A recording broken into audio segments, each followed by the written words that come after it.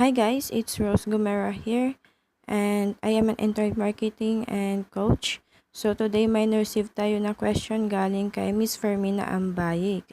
So ang pangutanan niya is, unsa imong gamit pang edit thumbnail? Or sa Tagalog ba guys, ano ang gamit mo pang edit ng thumbnail? So I will show it you today.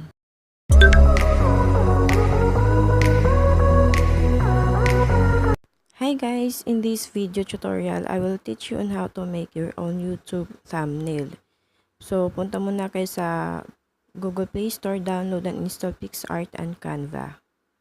Okay, search nyo po yung PixArt. Alright, PixArt. This one.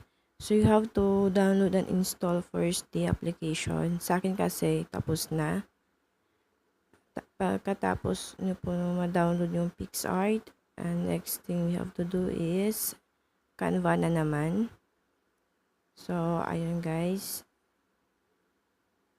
Sa akin kasi tapos na rin. So, kung hindi pa kayo nakapag-download and install, you have to do it now. And then, to easily remove image background, go to this link and I will provide the link on the description. Okay? And you have to tap the select a photo once na-access nyo na po yung website. Okay, then you have to choose albums. Alright, piliin nyo po yung picture na gagawa nyo po ng thumbnail. So, make sure yung picture niya po is a white po yung background or walang halong kulay. Okay, after that, you need to wait na matapos po yung pag-erase ng background ng picture na yun.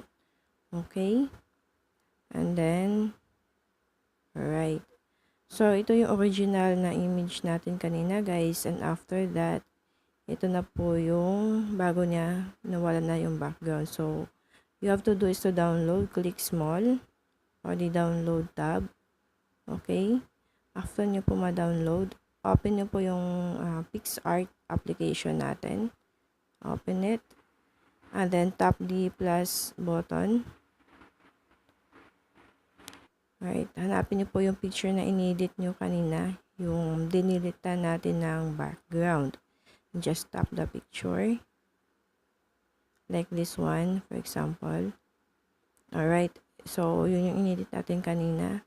And next thing na gagawin natin is punta tayo sa saan ba yun?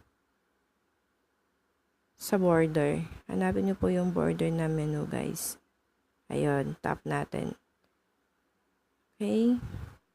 So, as you can see, pwede kayong mamili ng kulay na pwede yung gawing shadow sa picture nyo. Okay, yung kulay, depende po siya sa nyo.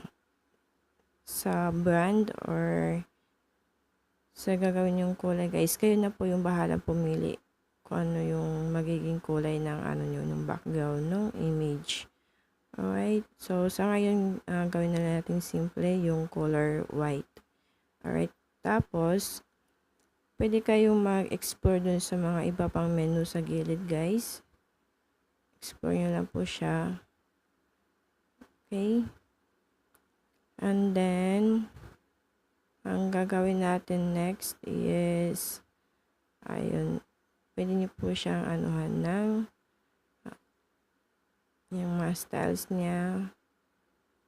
Okay, kayo na pong bahala, guys.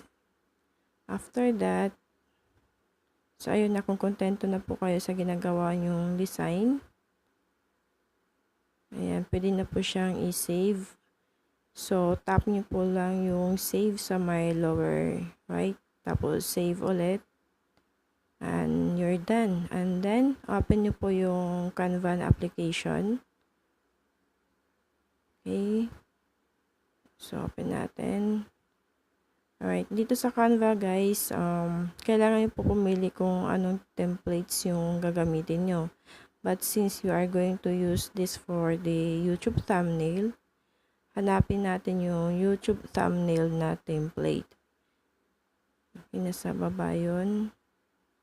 Okay. YouTube thumbnail. Okay, this one. Tap nyo lang po siya. And then you can choose kung paid or yung free. Okay? Mas better kung free lang po yung pipiliin nyo. But this time, we are going to use the blank template. Okay? Ayan. Tap blank. Tapos, ito guys, double tap nyo lang po yung, yung white space para mapalitan yung background na kulay. So, sa color guys, depende po kung ano yung color branding dun sa YouTube channel, no? So, you have to choose na primary color. Okay, para yung consistent yung branding natin. Let's say I choose the color blue. Okay, and then you have to tap the plus button para pumili kayo ng picture. So, piliin niyo po yung picture na inedit natin kanina sa PixArt. This one, yung may shadow na. Okay, and you have to reposition the picture, depende po sa inyo na yon. Okay, sa akin sa gilid muna siya. And then, pwede tayo mag-add ng text. Okay, yung sa text naman guys, hindi kailangan na same sila nung yung text is hindi kailangan na same sila dun sa title ng video nyo.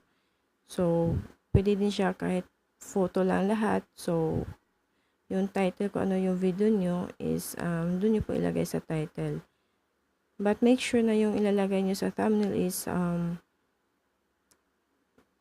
make sure na siya related dun sa content na ginagawa nyo.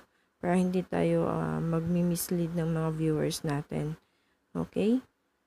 So, you have to adjust. Palitan yung kulay ng text. Depende na yan sa inyo, guys. Sa akin ngayon, color white muna. And then, so, kung okay na po yan sa inyo. And by the way, we can add this one.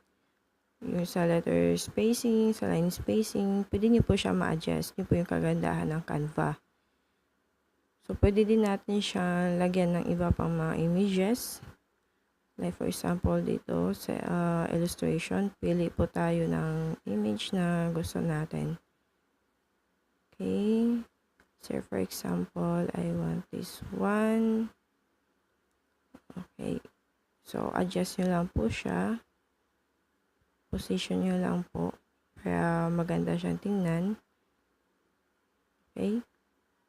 Alright. So, this one. Adjust ko lang siya ng konti. And then, wait lang ha.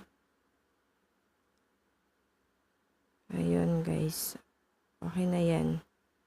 So, next thing na gagawin natin is pwede tayong pumili ng iba pa. Dito sa shape. Pwede tayong mamili ng shape like, let's say for example, arrow. So, pili lang kayo ng arrow guys. Ayun. And then, adjust lang natin. And we can also change the color. Alright. Okay, that's it.